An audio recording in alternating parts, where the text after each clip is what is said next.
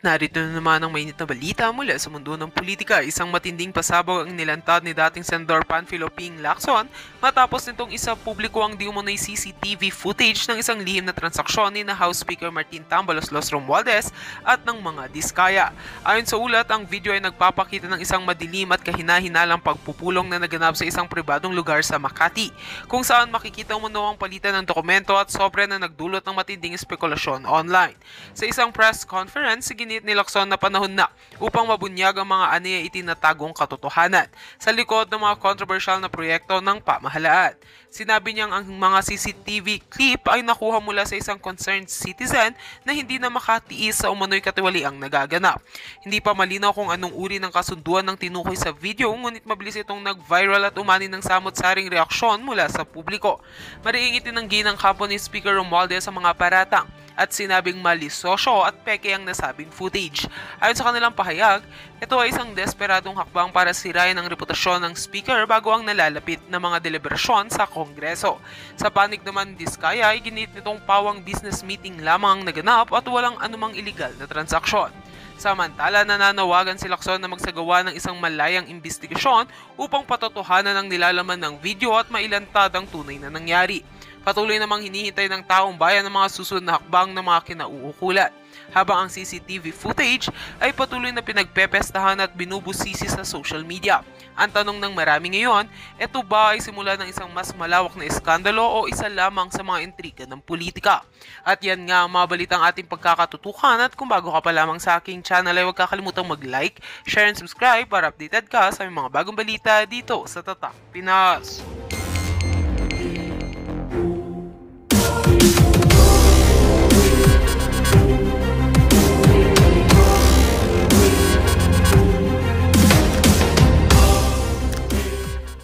Hindi nyo ba alam? Nagmamarunong. Meron silang ganyan laging eksena sa buhay nila. Yung nagmamarunong. Ano po naging sadya niyo sa office niya? Meron po kasing problem yung terrace ni Senator Erwin na binabaha po siya, lalo po pag umuulan. So, ako po yung na-refer na contractor nung staff niya na kung pwede po tingnan namin gawa ng solusyon and mag-suggest po kami sa kanya. Yes, Mr. Chair. Oh, tingnan mo, nasira na lahat si Jinggoy at saka si Villanueva, yung pala si Erwin Tulfo ang pinuntahan. Gago! Alam nyo kung bakit? Sabi ko nga sa inyo, nagma cum laude yan eh. Nagmagaling siya eh. May bumulong sa kanya na may CCTV. Inassume niya na kaagad, konektado yun sa revelasyon doon sa kamera. Inassume niya kaagad. Eh yung pala, mamaya sasabihin ni Lacson, hindi niya pa pala nakikita yung CCTV. Gago! In the first place, Lacson, hindi mo pa pala nakikita yung CCTV. Why did you mention it during the time na binabatikos ng kamera yung mga kasamahan mo? Gago! Of Senator Estrada. With the permission of His Senator... name has been mentioned. I think we owe it to him. No? Mr. Chair, the only time that I learned of the Double J construction was through a staff of mine na recommended me this group to fix my veranda on the 5th floor, Mr. Chair. But when upon learning her name was mentioned by Engineer Bryce, we immediately requested to cancel all contracts with WJ, where I specifically ordered to terminate our office refurbishment project with WJ. And also, that was on September 9, Mr. Chair. And then on September 11, I issued another memo asking for an incident report to all concerned employees, specifically the friend of the Double J Construction, Mina Jose. And on September 18th, I passed an internal policy for gate pass and visitors pass requests na wala po muna kami natanggapin ng mga bisita because of that.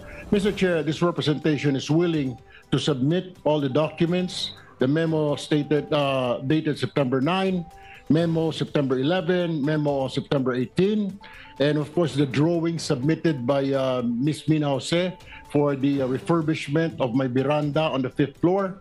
Also, some contracts we're willing to submit for in this committee, Mr. Chair. Thank you. Mrs. Jose, meron pong sinabit sa aming opisina yung Director General, CCTV footage. So gusto ko lang malaman din para sa kaalaman ng lahat. Bukod sa opisina ni Senator Erwin Tulfo, saan po pa kayo nagpunta? Meron pa po akong pinuntahang office at sabi ko nga po, may mga kaibigan po ako sa Broome na tinext ko na papunta ako ng Senate and I want to see them. Can we flash on the screen yung footage, yung CCTV?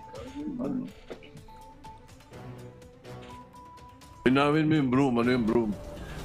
It's the Blue Ribbon Oversight Yes, Office hindi Management, alam Your ng Honor. public. Doon na naman si masusundan na lang Nagma. natin ito, no? Nagmamarunong talaga eh, no? Sa third floor na ba ito? Doon muna sa ground floor. August 19. Yeah. August 19, correct.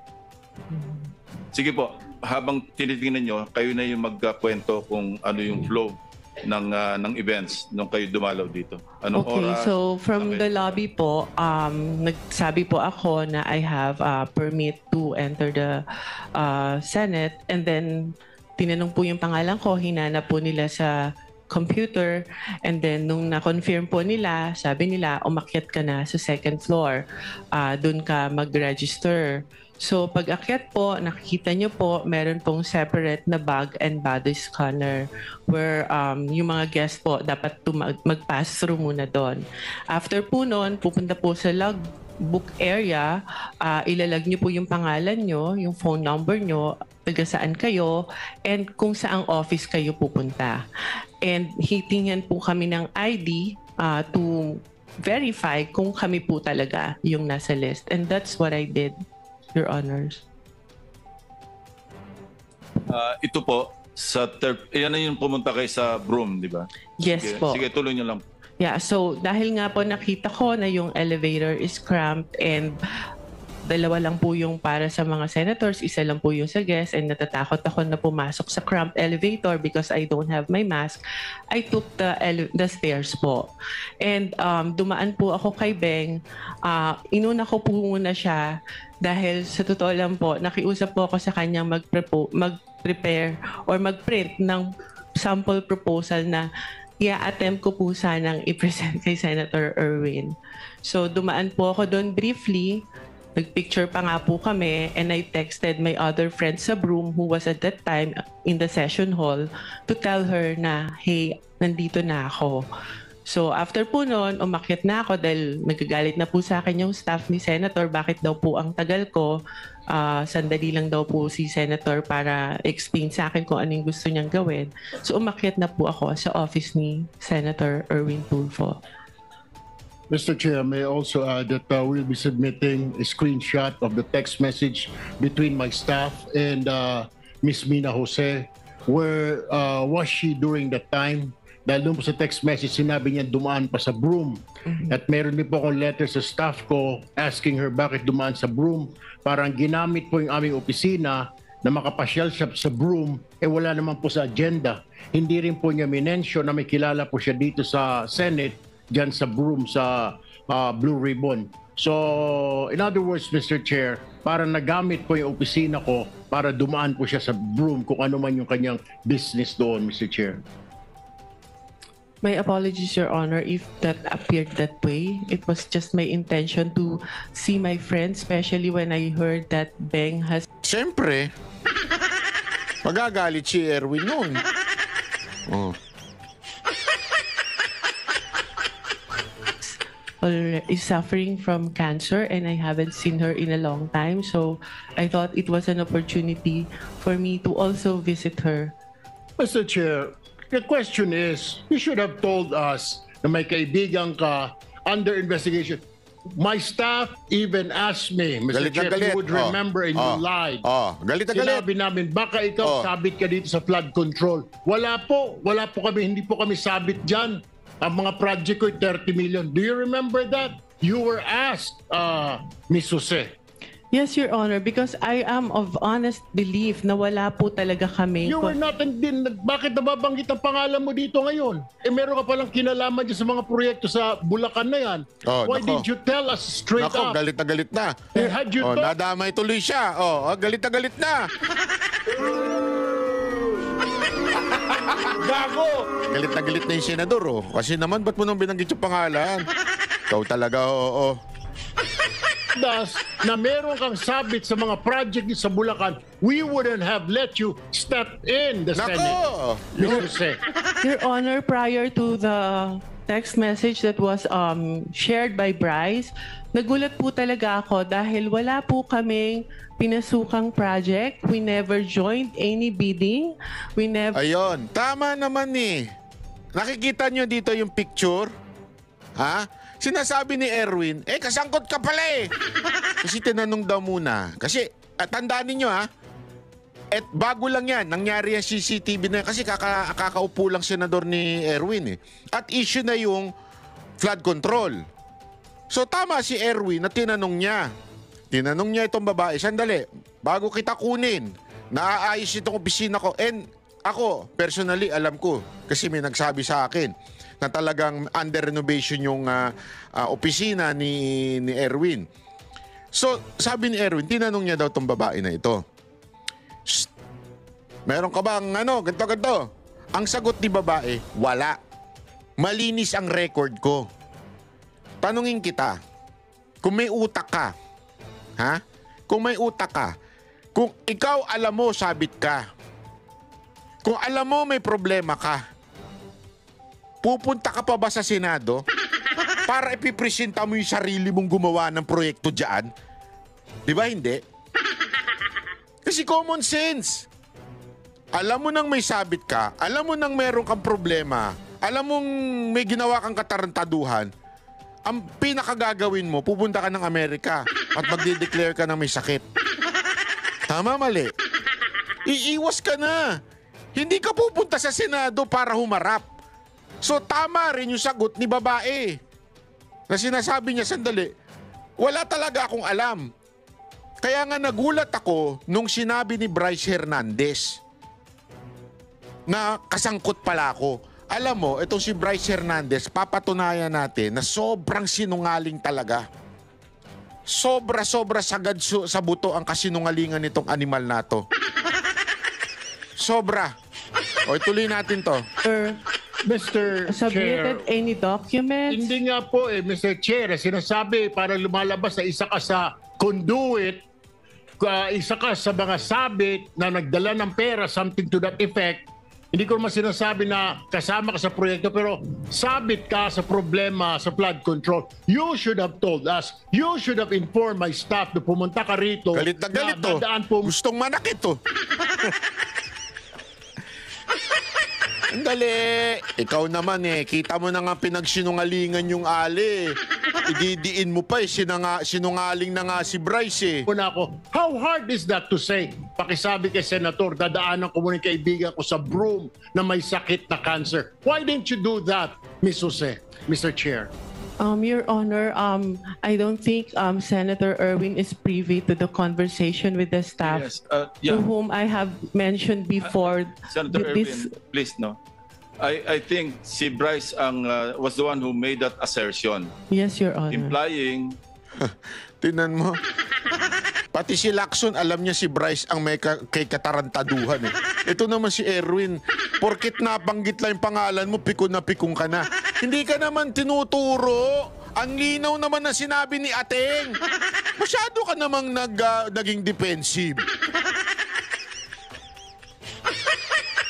Huwag masyadong defensive. Hindi porket close ka kay Martin Romualdez, kailangan mo maging defensive. Ayan, nasabi ko sa'yo, huwag ka nagdidikit dun Dikit ka ng dikit dun Ayan tuloy kung ano napabibintangan sa'yo. that WJ / Beng Ramos magdadala ng obligation. Can you clarify that? Ano yung obligation na sinasabi mo? Yun po yung yung sa proponent po nung project na ibinigay po ni Boss Henry sa kanya. At yung regarding naman po dun sa pagdadala ng obligasyon, meron po akong follow-up na magpapatunay na si What exactly did you mean when you said nung nag-ano ka sa house, yung obligasyon? Ano yung obligation na yon? Pera? pera Para po. kanino?